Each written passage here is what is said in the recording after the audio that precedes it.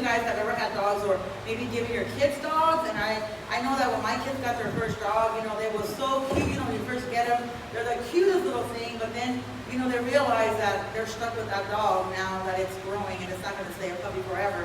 We don't realize that when we first get them. Like when I first got my puppy, I remember, you know, it was my puppy and I wanted my daddy's like, yeah, you can have it, but it's your dog, right? So you have to clean up after, you have to feed it, you have to do all that stuff. And, you know, we say yes.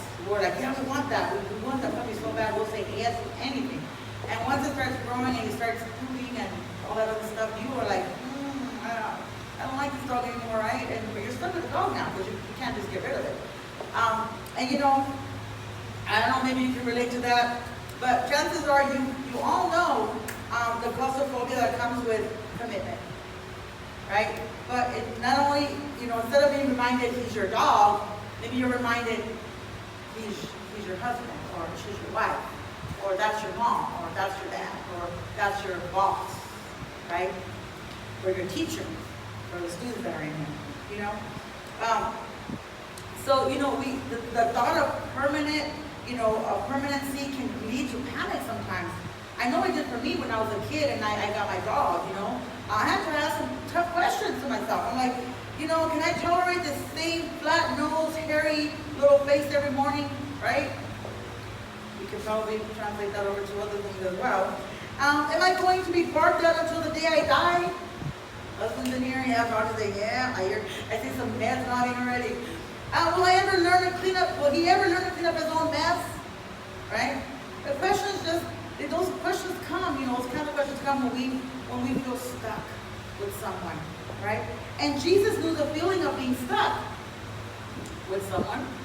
For 3 years, he ran with the same crew, with the same group of people, right? For 3 years, imagine. He saw the same dozen or so faces.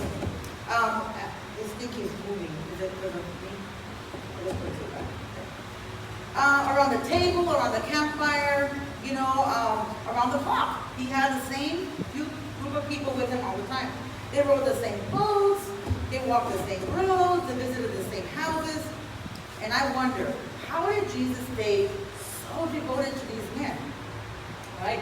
Not only did he have to put up with their visible quirks, you know, he had to also endure the invisible flaws. Think about it. Jesus could hear all their unspoken thoughts. He could hear all their private, you know, doubts in their mind, right? He could also see their future doubts, right? What if you knew everything, every thought that your family or your husband or your wife had about you, right? If you knew every irritation they had about you, oh, I hate when they do that, right? They don't tell you sometimes, you know, but if they think it, I know I think stuff. Sorry, baby, I love you, but I do think stuff, right? And, you know, the things that irritate me about, you know, other people seem to irritate other people. That's what we do. And so if you knew every dislike, every betrayal, right? I wonder if it was hard for Jesus to love Peter, knowing Peter would someday curse him. I wonder. Was it hard for him to trust Thomas, knowing that Thomas is one day going to question Jesus' resurrection? How did Jesus resist the urge to just get a whole batch of followers, right? Just get rid of those and get a brand new set, right? People say, oh, I'll just get a new wife or a new husband, right? How was he able to love the people who were hard to like? I wonder. Well, a few situations stir panic, like being trapped in a relationship. It's one thing to be stuck with a puppy, but something entirely different to be stuck in a marriage or in a family. Being stuck in a relationship is no laughing matter. And that's why I want to begin our study of what it means to be like Jesus by examining his heart of forgiveness. So how was Jesus able to love his disciples? We find the answer in the book of John, chapter 13, and I'm going to read in and out verses 1 through 15. So I won't read every single verse, but that's where I'm getting my story from. So it was just before the Passover feast. Jesus knew that the time had come for him to leave this world and go to his Father.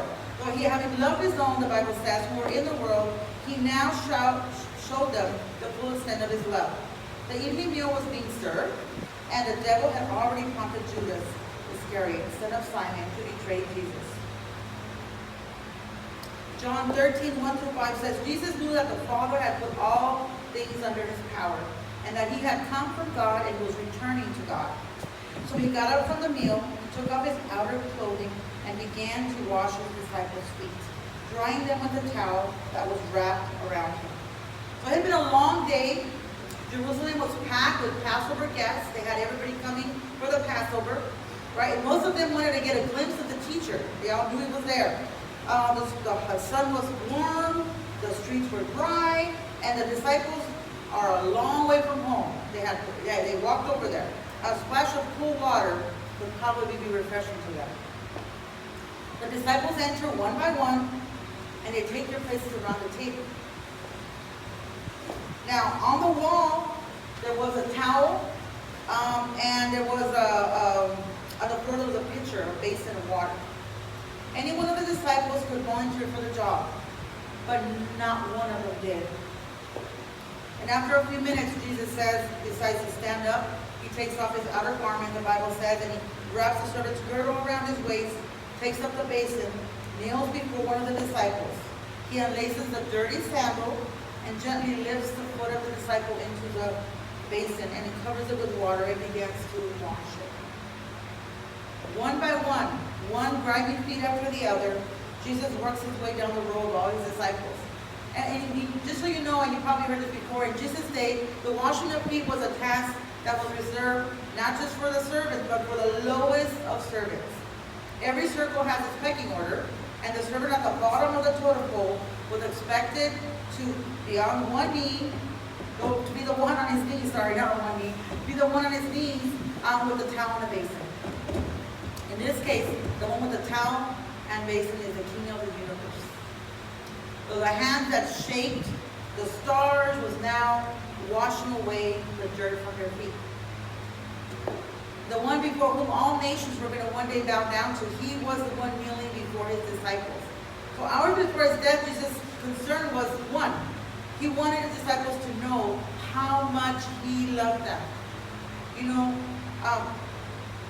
Jesus knows that what would happen to his hands during the crucifixion. He knew this. He knew all things were going to come.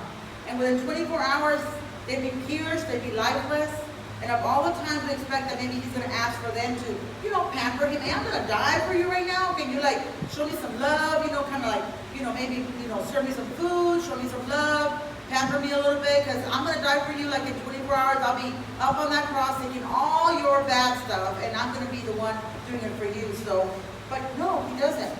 He doesn't. He doesn't ask for anything. And you can be sure that Jesus knows the future of the feet that he's washing. He knows exactly what these feet are going to do. These 24 feet, they're not going to spend the next day following their master or defending his cause. They're going to dash for cover as soon as they see the Roman sword. And only one pair will abandon him in the garden.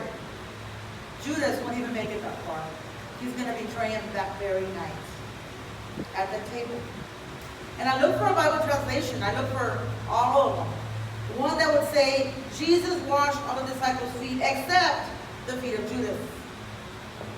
But I couldn't find one.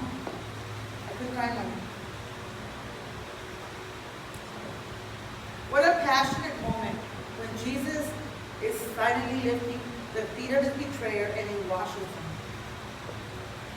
He knew that within hours he was going to betray him.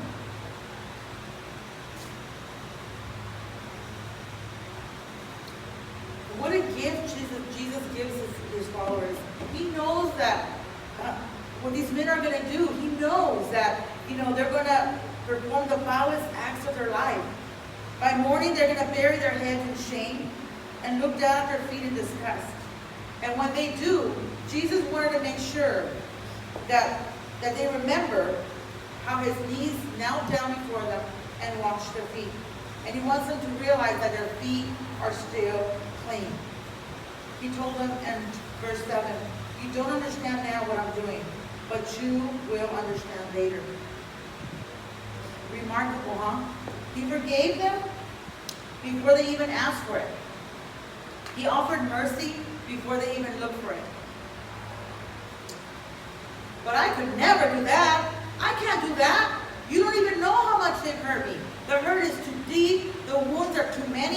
You know, just seeing that person makes me cringe with anger. Well, perhaps that's your problem. Perhaps you're seeing the wrong person or too much of that person. The secret of being just like Jesus is fixing our eyes on Him, on Jesus. So try shifting your glance from the person who hurt you to the one that saved you. 1 John 1:7 says, "But if we live in the light, as God is in light, we can share fellowship with each other.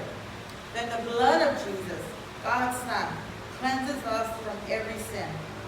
Aside from geography and chronology, our story is the same as the disciples.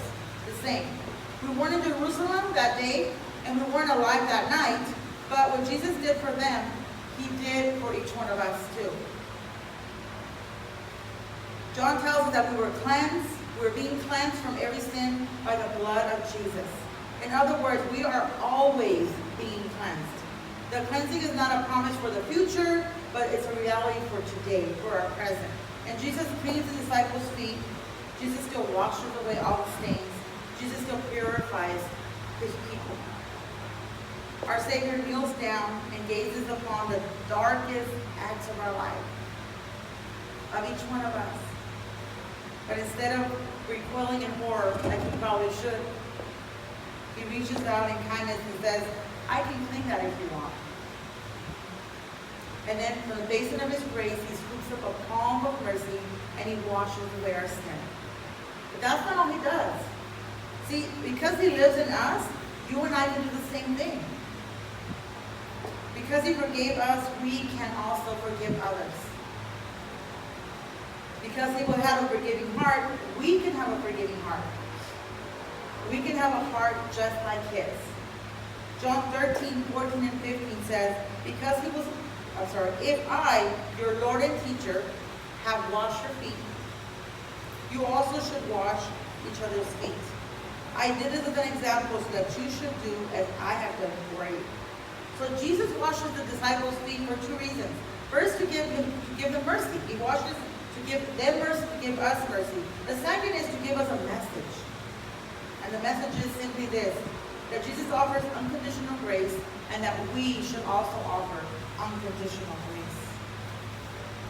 The mercy of Christ preceded our mistakes, and our mercy must also precede mistakes of other people.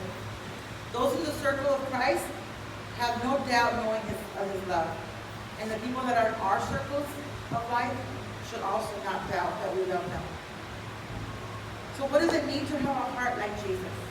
It means to kneel down as Jesus did, touching the grimy parts of people that we are stuck with, and washing away their unkindness with kindness. Or as Paul wrote, be kind and loving to each other, and forgive each other just as God forgave you in Christ. Ephesians 4:32. But Pastor, I've done nothing wrong, you might be saying. I'm not the one who cheated. I'm not the one who lied. I'm not the guilty one. Maybe you're not, but neither was Jesus. And of all the men in that room, only one was worthy of having his feet washed. And he was the one who washed the feet. The one worthy of being served others. The genius of Jesus' example is that the burden of the bridge building, it falls on the strong one, not on the weak one, right? The one who is innocent is the one who makes the gesture, the first move. And you know what happens? Most of the time, when the one that's right volunteers to wash the feet, to forgive the one that's wrong, both parties end up on their knees. Please understand, relationships don't thrive because the guilty